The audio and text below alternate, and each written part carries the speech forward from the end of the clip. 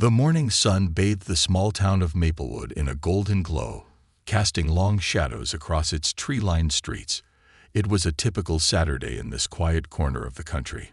The local diner hummed with the chatter of neighbors catching up over coffee and pancakes. The farmers' market was bustling with early shoppers, and children could be heard laughing as they rode their bikes in the park. For Marcus Turner, a 42-year-old black veteran and lifelong Maplewood resident, this was just another ordinary day, or so he thought. Marcus was a man of routine. He prided himself on his discipline, a trait instilled in him during his years of service in the Army.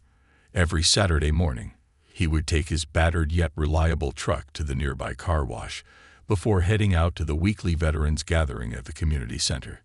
The event wasn't just a chance to reminisce with old comrades, but also an opportunity to mentor younger veterans and share resources to help them transition into civilian life. Marcus had become a cornerstone of these meetings, known for his calm demeanor, steady advice, and unshakable sense of duty. That morning, he had spent extra time polishing his truck. It was an old Ford F-150, the same one he'd driven when he returned home from his final deployment over a decade ago. The truck held memories, some painful, some joyous. But above all, it symbolized resilience. He loaded the bed with pamphlets, books, and a few boxes of donated supplies he planned to distribute at the event. Dressed in a crisp polo shirt and jeans, Marcus looked the part of a man who had his life in order, even if the shadows of his military past still lingered in the corners of his mind. As he pulled out of his driveway, he glanced at the photo hanging from his rearview mirror. It was a picture of his platoon from his first deployment, a reminder of the bonds forged under fire and the responsibility he felt to honor their sacrifices.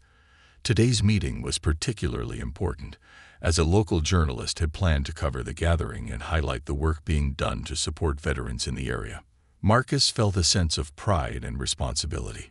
He knew how much the younger veterans looked up to him, and he wanted to make sure they felt seen and heard. The streets of Maplewood were quiet as Marcus drove through the town. The scent of fresh-cut grass wafted through the open window, and the sound of birdsong provided a serene soundtrack to his journey. He waved at a few familiar faces as he passed by. The elderly couple tending to their garden, the group of teenagers skateboarding near the library. It was the kind of town where everyone knew each other, for better or worse. And while Marcus was widely respected, he was not immune to the occasional side-eye or whispered remark from those who still clung to outdated prejudices. As he approached the main road leading to the community center, Marcus noticed a patrol car parked at the corner. The officer inside, a young man he didn't recognize, was watching the passing traffic with a hawk-like intensity. Marcus didn't think much of it. The Maplewood police force was known for being proactive, sometimes to a fault. He signaled to turn onto the main road, his truck rumbling as it picked up speed. But just as he merged into the lane, the patrol car's lights flashed, and a shrill siren pierced the morning air. Seriously, Marcus muttered under his breath, his grip tightening on the steering wheel. He pulled over to the side of the road, careful to leave enough space for the officer to approach. As he shifted the truck into park, he felt a twinge of irritation mixed with unease. He'd been pulled over a handful of times in his life, always for minor infractions, but the experience was never pleasant. Still, he reminded himself to stay calm. After all, he had nothing to hide. The officer stepped out of the patrol car, adjusting his belt as he approached. He was young, probably in his late 20s, with a clean-shaven face and an air of authority that seemed slightly forced. Marcus rolled down his window and waited, his expression neutral. "Morning, sir," the officer said, his tone clipped. "License and registration, please." Marcus nodded and reached for his wallet, careful to move slowly and deliberately. "Sure thing, officer. May I ask what this is about?" "You failed to come to a complete stop at the intersection back there," the officer replied, his eyes scanning the interior of the truck. Marcus frowned. He was certain he had stopped, but he decided not to argue. "All right." Here's my license and registration." The officer took the documents without a word and walked back to his patrol car. Marcus watched him in the side mirror, noting the way he lingered at the rear of the truck, jotting something down on a notepad. Minutes passed, and the longer Marcus waited, the more uneasy he became. He tapped his fingers on the steering wheel, glancing at the clock. The veterans' meeting was set to start in half an hour, and he didn't want to be late. When the officer finally returned, his demeanor had shifted. His hand rested on his holstered weapon, and his tone was sharper. "Step out of the vehicle, sir." Marcus blinked, caught off guard. "Excuse me? What's going on?" "Step out of the vehicle," the officer repeated, his voice firm. "Now." Marcus felt a wave of frustration and confusion wash over him. "Officer, with all due respect, I don't understand why." "Don't make this harder than it needs to be," the officer interrupted, his hand tightening on his belt. "Step out of the vehicle." Realizing he had little choice, Marcus complied. As he stepped onto the pavement, he noticed a few cars slowing down to watch the scene unfold. He stood tall, his military training kicking in, and kept his hands visible. "All right, I'm out. Now, can you please explain what this is about?"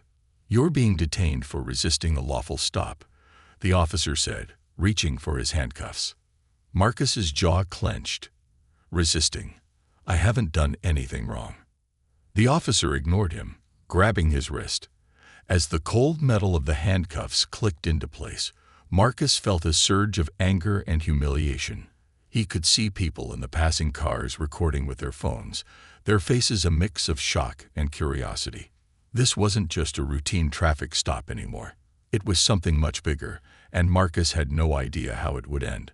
Unbeknownst to Marcus, one of the bystanders was already dialing the number of someone who would soon change the course of the morning, and the lives of everyone involved.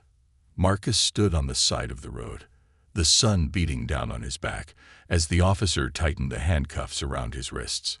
His calm demeanor was slipping, replaced by a simmering frustration. A part of him wanted to demand answers, to push back against what felt like an unjustified escalation, but his military training told him to stay composed. He had learned long ago that losing his temper in moments like this only made things worse. "I'd like to know exactly what law I've broken," Marcus said, his voice steady but firm. His gaze met the officer's, a silent challenge to justify the situation. "You're being detained for resisting my commands and for failing to properly stop at an intersection," the officer said, his tone clipped and mechanical, as if he were reciting from a manual. "You'll have an opportunity to explain yourself back at the station." Marcus's frustration deepened. Resisting. All he had done was ask questions. He knew his rights and had done nothing to provoke such a response. But now he was cuffed, his dignity stripped away in broad daylight. A small crowd had begun to gather at a distance. People stood on the sidewalk, some whispering to one another, while others pulled out their phones to record. Maplewood wasn't the kind of town where things like this happened often.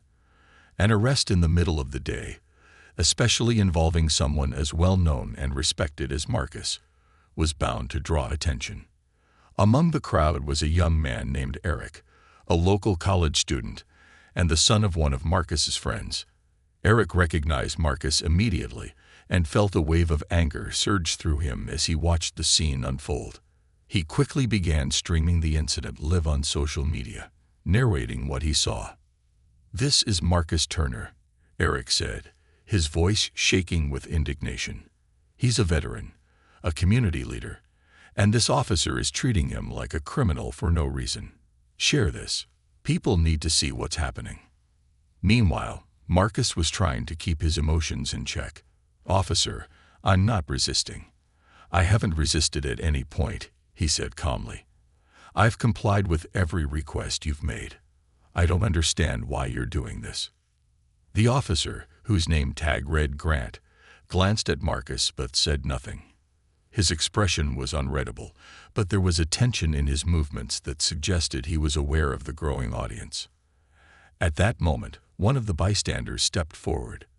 A middle-aged woman named Clara, who recognized Marcus from the veterans' events she occasionally attended.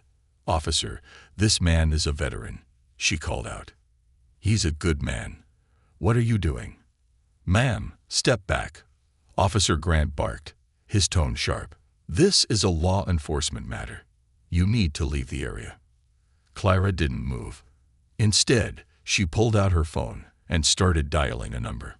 "I'm calling someone who can sort this out," she said, her voice steady despite the tension in the air. Unbeknownst to Officer Grant, Clara was calling Colonel Harris, Marcus's former commanding officer.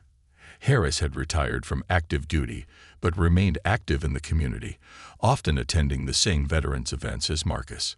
Clara knew that if anyone could step in and bring clarity to the situation, it was him. As the minutes dragged on, the scene grew more tense. A second patrol car arrived, and another officer stepped out, surveying the situation with a wary expression. He approached Grant and spoke in hushed tones, glancing occasionally at Marcus and the crowd. Marcus, still standing in cuffs, couldn't shake the feeling that the situation was spiraling out of control.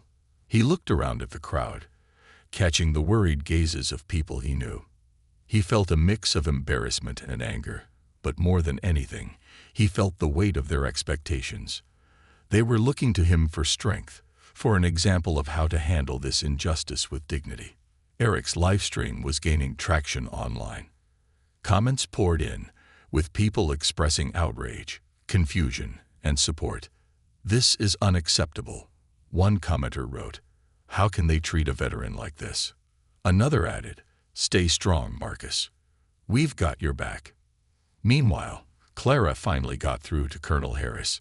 She explained the situation quickly, her voice trembling with urgency. Harris, who was already on his way to the veterans' event, immediately changed course. "Stay there," Harris told Clara. "I'm coming." Back at the scene, Officer Grant seemed to grow more agitated as the crowd continued to grow. He turned to Marcus, his voice low but stern. "You're making this a bigger deal than it needs to be," he said. Marcus raised an eyebrow. "Me? I'm not the one escalating things here, officer. I've done nothing wrong. You're the one who decided this needed to happen in the middle of a public street." Grant opened his mouth to reply but was interrupted by the sound of a car pulling up. It was a sleek black SUV, and out stepped Colonel Harris, his presence commanding and unmistakable. He was dressed in civilian clothes, but his posture and demeanor carried the unmistakable air of authority. The crowd parted as Harris walked toward Marcus, his expression a mix of concern and controlled anger. He didn't look at Officer Grant at first. His focus was solely on Marcus. "Marcus," Harris said, his voice steady. "Are you all right?" Marcus nodded, his shoulders relaxing slightly at the sight of his former commanding officer. "I'm fine, sir. Just confused about what's happening here." Harris turned to Grant, his gaze sharp and unyielding. "Officer, I'm Colonel Harris.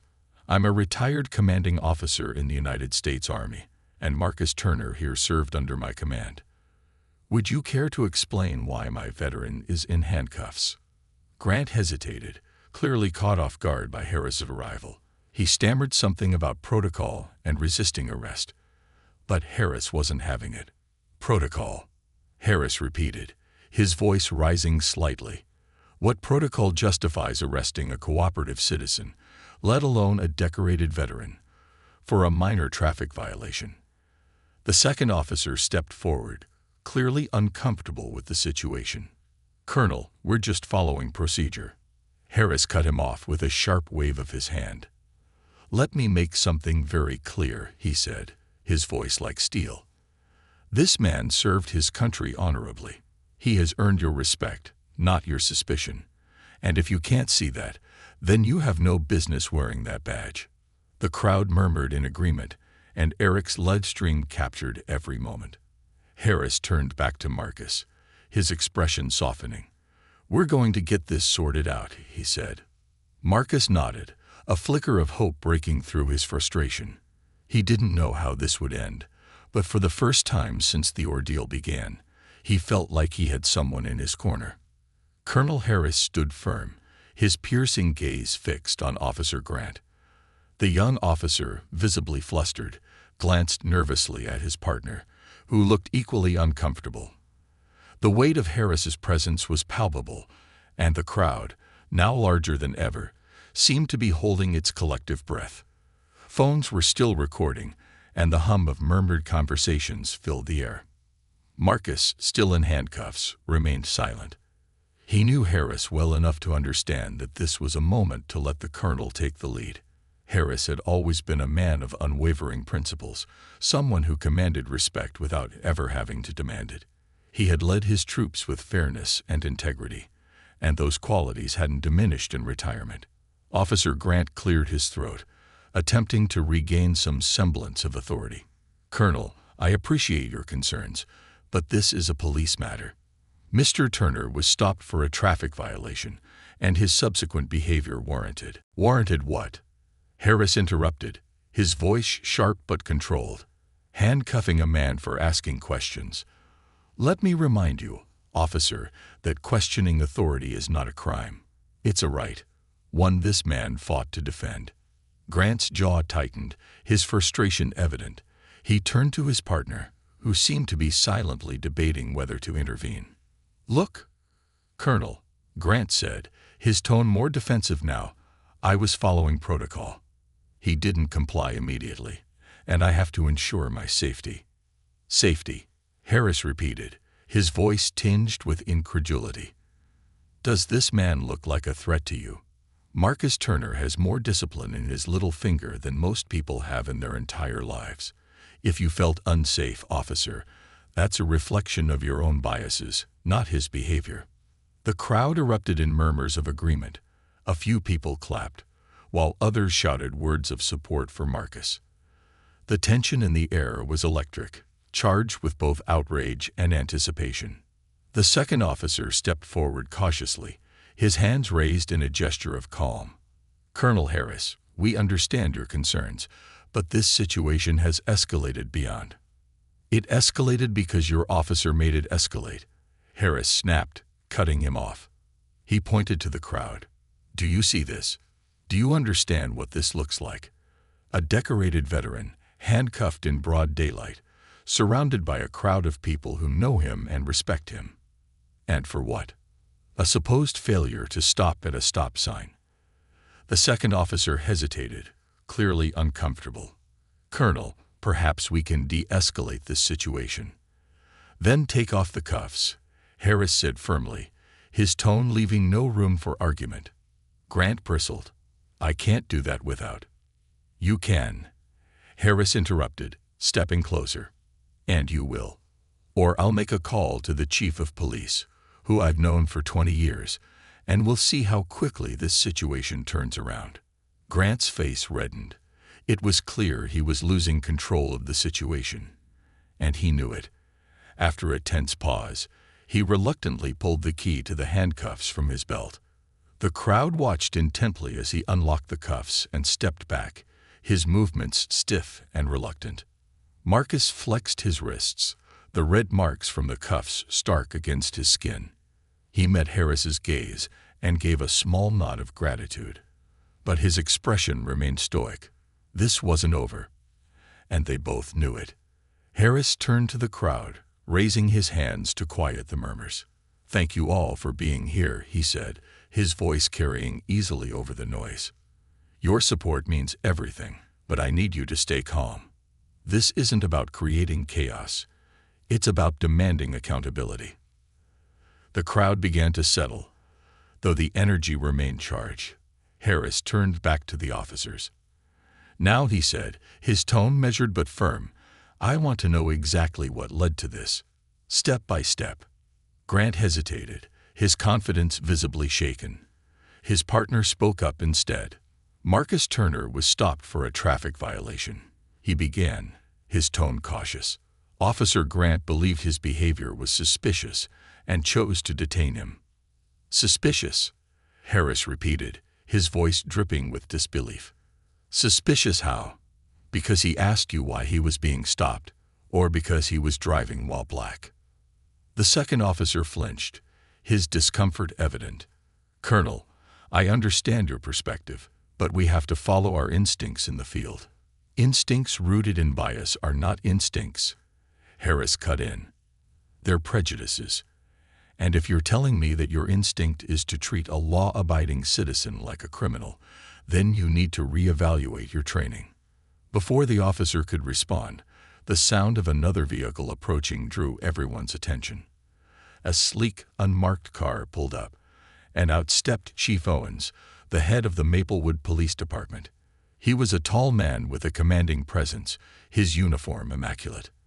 His expression was unreadable as he surveyed the scene. "Colonel Harris," Owens said, his voice calm but authoritative. "I received your call. What's going on here?" Harris stepped forward, gesturing to Marcus. "Chief, your officers decided it was appropriate to arrest Marcus Turner for a supposed traffic violation. They handcuffed him, humiliated him, and escalated a situation that never should have been an issue in the first place." Owens glanced at Marcus, then at the crowd, which was still filming and murmuring. He sighed, clearly realizing the gravity of the situation. "Let's talk about this calmly," he said, addressing both Harris and the officers. "We need to resolve this now, before it gets any worse."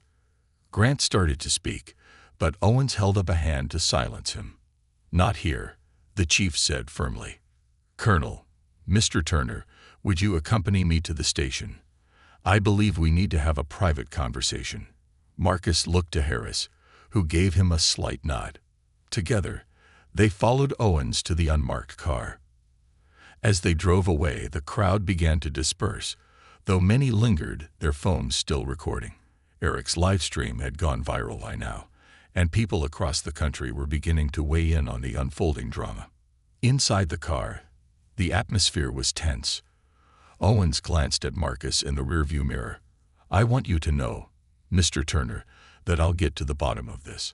I respect everything you've done for this country, and I won't let this incident tarnish your name." Marcus nodded but remained silent. He appreciated the sentiment, but he'd learned long ago to reserve judgment until actions followed words. Harris, sitting beside him, leaned forward slightly. "Chief, this isn't just about Marcus. This is about your department's approach to policing. If this is how your officers treat a man like Marcus Turner, I can only imagine how others are treated." Owens didn't respond immediately. His face was grim as he pulled into the police station parking lot. "Let's take this inside," he said. As they stepped out of the car, Marcus couldn't help but feel the weight of the moment. This was no longer just about him. It was about something much bigger, a fight for accountability, justice, and the dignity of every person in Maplewood. And while he didn't know what the outcome would be, he was determined to see it through. The sterile, fluorescent-lit interior of the Maplewood Police Department was eerily quiet as Marcus, Colonel Harris, and Chief Owens entered. The air carried a faint smell of disinfectant and paperwork long forgotten in drawers. Marcus, now unshackled but still carrying the weight of the public humiliation, glanced around, taking in the tense atmosphere. Officers at their desks paused to watch as the trio walked by, their eyes flicking nervously between the chief and the man at his side. Chief Owens led them to a conference room at the back of the station, a small space with a rectangular table and a few mismatched chairs. The blinds were half-drawn, letting in slivers of the afternoon sun. Owens gestured for Marcus and Harris to sit, then closed the door behind him. "I've cleared my schedule for this," Owens began, his voice measured as he settled into a chair across from them. "This situation is far from ideal, and I want to get to the bottom of it. Marcus, you've been a respected member of this community for years. This should never have escalated the way it did." "Chief," Harris interjected, his tone sharp, "this isn't just about escalation. This is about how your officers perceive and treat people. Marcus is a decorated veteran, but that didn't matter to Officer Grant. What does that say about how he might treat someone without Marcus's reputation?" Owens held up a hand, signaling for patience. "I agree with you, Colonel. This incident is troubling. That's why I want to hear the full story from Marcus's perspective."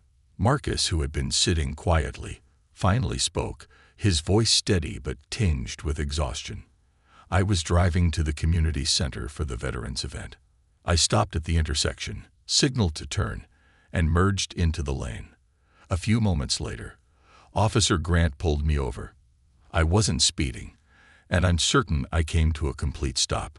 He paused, taking a deep breath. When Grant approached, he asked for my license and registration, which I provided without issue. I asked him why I'd been stopped, and he said I didn't come to a complete stop. I disagreed, but I stayed polite. Then he started getting agitated, asking me to step out of the vehicle. I asked him again what the issue was, and that's when things escalated. Marcus gestured to his wrists, where faint red marks from the handcuffs were still visible. Next thing I know, I'm in cuffs, standing on the side of the road, with half the town watching. He accused me of resisting, but all I did was ask questions. Harris nodded, his expression grim. And I arrived just in time to see one of your officers trying to justify an unjustifiable arrest. Owens leaned back in his chair, rubbing his temples. I appreciate your account, Marcus, and I'll be reviewing the body cam footage to confirm the sequence of events. But I want you to know that this department doesn't condone racial profiling or unnecessary use of authority. Words are one thing, Harris said, leaning forward. Actions are another. What are you going to do about Officer Grant? Before Owens could respond, there was a knock at the door. A secretary peeked in, her expression uneasy. Chief, Officer Grant is requesting to speak with you. He's in the break room. Owens hesitated, then nodded. Send him in. A moment later, the door opened and Grant stepped inside. His face was pale, and his usual confidence was replaced with visible unease. He avoided making eye contact with Marcus, instead focusing on Owens. Chief, I just wanted to explain. You'll explain to all of us, Owens said, his tone cold. Sit down. Grant reluctantly took a seat, fidgeting with the hem of his uniform. Harris watched him like a hawk, his piercing gaze unrelenting. Marcus remained silent, his arms crossed as he studied the young officer. Officer Grant, Owens began, I've heard Marcus' account of what happened. Now, I want to hear yours. Explain to me, in detail, why you thought it was necessary to arrest a cooperative citizen over a minor traffic violation. Grant swallowed hard. I followed protocol. Chief, he didn't comply right away when I asked him to step out of the vehicle. His tone was challenging, and I felt it was necessary to assert control over the situation. Challenging, Harris repeated, his voice dripping with disbelief. Are you saying that a veteran asking why he was stopped constitutes a challenge to your authority? Grant flushed. I didn't know he was a veteran at the time. That shouldn't matter, Marcus interjected, his voice calm but firm. My status as a veteran doesn't excuse what you did. It's about respect. You assumed I was a threat because of how I looked, not because of how I acted. Grant opened his mouth to protest, but Owens cut him off. Enough, the chief said, his voice like steel. Officer Grant, your actions today have not only embarrassed this department, but have also shaken the trust of this community. This is unacceptable.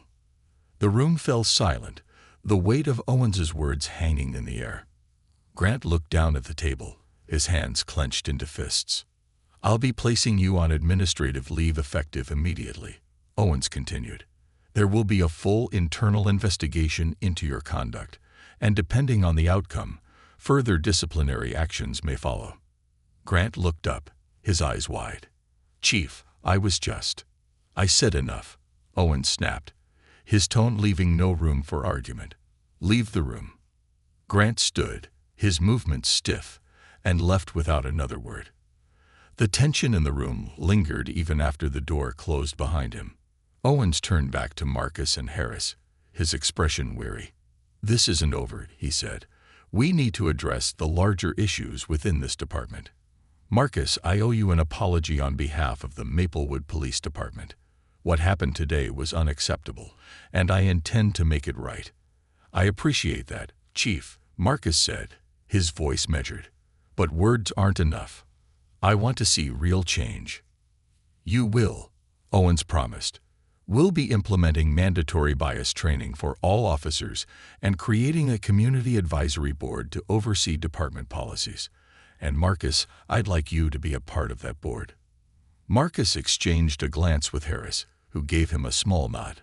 I'll consider it, Marcus said, but only if I see that your department is serious about making changes. You have my word, Owens said. As Marcus and Harris left the station, the late afternoon sun cast long shadows across the parking lot. The weight of the day's events lingered, but Marcus felt a glimmer of hope. This wasn't just about him anymore. It was about creating a better future for everyone in Maplewood. And while the road ahead would be long and difficult, he was ready to walk it. The events of the day spread like wildfire through Maplewood and beyond.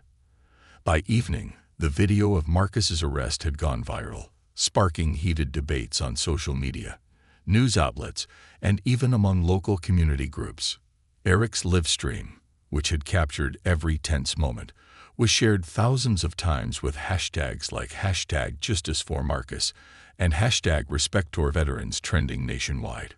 What began as an isolated traffic stop had now become a flashpoint in a much larger conversation about racial bias, policing, and the treatment of veterans. For Marcus, the immediate aftermath was overwhelming. His phone buzzed constantly with messages of support from friends, family, and even strangers who had seen the video. Some messages were encouraging, while others expressed outrage on his behalf. Among the influx of texts was a particularly heartfelt one from a young veteran he had mentored, who wrote, "You showed the kind of dignity today that I hope I can emulate. Thank you for standing tall." Still, not all the responses were positive. As the story gained traction, detractors emerged, questioning Marcus's actions and defending Officer Grant. Anonymous comments flooded the police department's page, some calling Marcus disrespectful and others accusing him of playing the victim. Marcus chose to ignore the negativity, focusing instead on the outpouring of support. He knew that this moment wasn't just about him. It was an opportunity to create lasting change. The day after the incident, Marcus attended a hastily organized town hall meeting at the community center, the same place where he had been headed before his arrest. The space was packed with residents, journalists, and community leaders, all eager to discuss what had happened and what needed to happen next. Standing at the front of the room, Marcus felt a mix of anxiety and determination. He had spent his life serving others, and now he was being called upon to serve in a different way. Colonel Harris, who had been instrumental in diffusing the situation, introduced Marcus with a short but powerful speech. What happened to Marcus Turner yesterday was not just a violation of his rights, Harris said, his voice steady and commanding. It was a wake-up call for all of us. We cannot allow this kind of injustice to continue, not here in Maplewood, and not anywhere else. When Marcus took the microphone, the room fell silent. He scanned the crowd, seeing familiar faces mixed with those of strangers. "First, I want to thank everyone who stood by me yesterday," he began. "Your support means more to me than I can say. But this isn't about me. This is about something much bigger. It's about accountability, respect, and the kind of community we want to be." He paused, letting the weight of his words settle over the room. "I've served this country, and I'm proud of that. But the uniform I wore doesn't make me any more deserving of respect than anyone else. What happened to me could happen to anyone. And that's what needs to change." The crowd erupted in applause, but Marcus wasn't finished. "We need to address the biases that lead to situations like this. We need better training for our officers, more transparency in our policing, and stronger relationships between law enforcement and the communities they serve. And we need to hold people accountable when they fall short." As Marcus spoke, he noticed Officer Grant standing near the back of the room, partially obscured by the crowd. Grant's presence was unexpected, and Marcus wasn't sure how to feel about it. But he continued, his voice unwavering. "This isn't about tearing people down. It's about building something better. I'm willing to work with anyone who's ready to make that happen." When Marcus finished, The applause was deafening. People stood, clapping and cheering, as he stepped away from the microphone. Harris clapped him on the shoulder, murmuring, "Well said." Marcus nodded, feeling a sense of pride but also a deep responsibility. The road ahead would be long, but he was ready to walk it. Meanwhile, the fallout from the incident was already beginning to reshape the town. Chief Owens announced an internal investigation into Officer Grant's actions and promised a review of the department's policies and practices. True to his word, Owens invited Marcus to join a new community advisory board, tasked with improving relations between the police and the residents of Maplewood.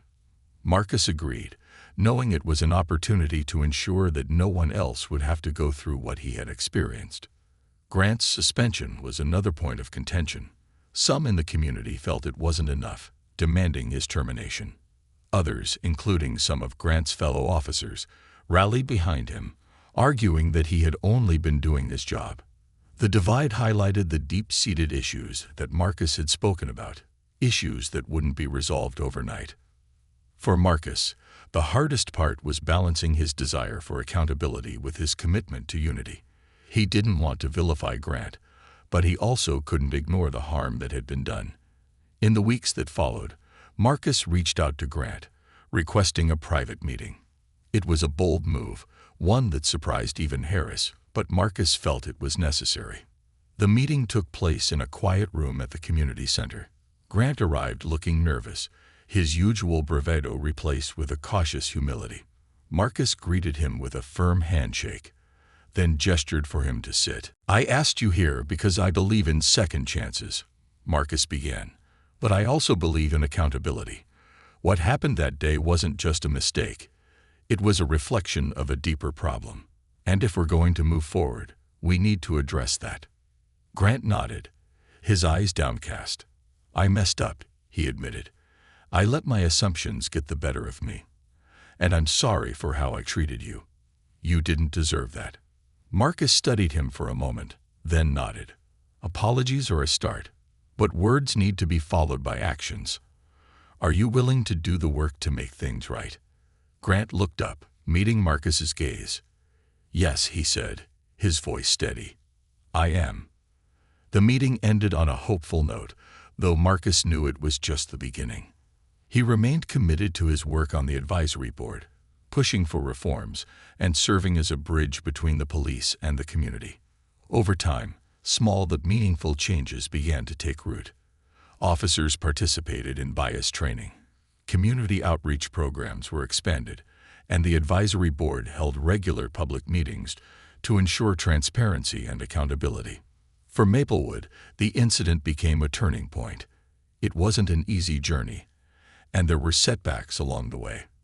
But the town's residents, inspired by Marcus's resilience and leadership, came together to create a stronger, more united community.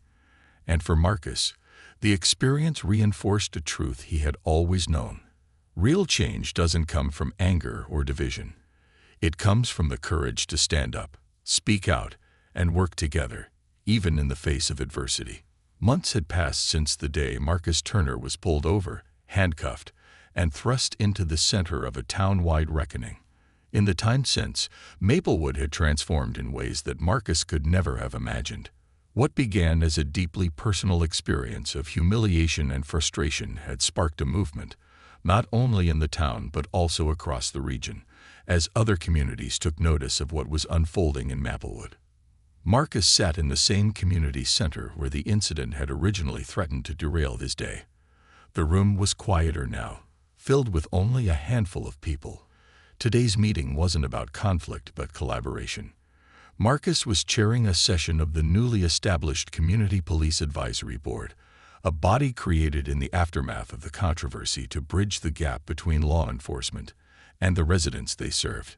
Seated around the table were officers, community leaders, and everyday citizens who shared one goal: to ensure fairness, respect, and accountability in Maplewood. Before we dive into today's agenda, Marcus began, his voice calm and steady, "I want to take a moment to reflect on how far we've come, and how far we still have to go." Heads nodded around the table. Officer Grant was among them. his posture less rigid than it had been months ago. His suspension had ended, and he had completed an extensive training program, including sessions on de-escalation, implicit bias, and community engagement. He had also personally participated in town meetings, listening to stories from residents about their own experiences with law enforcement. Marcus had watched the young officer struggle with the weight of those stories, but to Grant's credit, he hadn't shied away from them. Grant raised his hand. "If I can add something," he said, his voice tentative but sincere. "I know I've said this before, but I want to say it again here. I'm sorry for my actions that day. I've learned a lot since then, not just about policing, but about myself. And I'm committed to being better." There was a murmur of approval from the group. Marcus acknowledged Grant's words with a nod. "Growth is what this is all about," he said. "None of us are perfect, but we all have the capacity to learn, to change, and to contribute to something greater than ourselves." After the meeting concluded, Marcus lingered in the room, reflecting on the journey that had brought him here. He thought about how different things might have been if Colonel Harris hadn't arrived when he did, if Clara hadn't called for help, if the community hadn't rallied around him. The support he had received had been overwhelming, but it had also come with a responsibility that Marcus took seriously. He knew that his actions were being watched, not just by the people of Maplewood, but by others looking to his story for inspiration. As he packed up his papers, Clara entered the room. "You heading out?" she asked, a warm smile on her face. "Yeah," Marcus said, "just wrapping up." Clara pulled up a chair, sitting across from him. "You've done something incredible here, Marcus. You've turned a moment of injustice into a movement for change." Marcus shrugged, a modest smile tugging at his lips. "I didn't do it alone. This community stepped up. And honestly, I didn't plan any of this. I was just trying to get to a veterans event." "That's what makes it so powerful," Clara said. "You didn't ask to be a leader in this, but you became one anyway. And because of that, this town is better for it." Her words stayed with Marcus as he left the community center and headed home.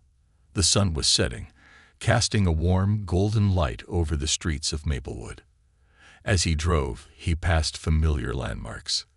The diner where he often met friends for breakfast, the park where kids played, the intersection where everything had changed. He slowed as he approached the spot, his mind flashing back to that fateful day. The memory was still vivid, but it no longer felt like a weight.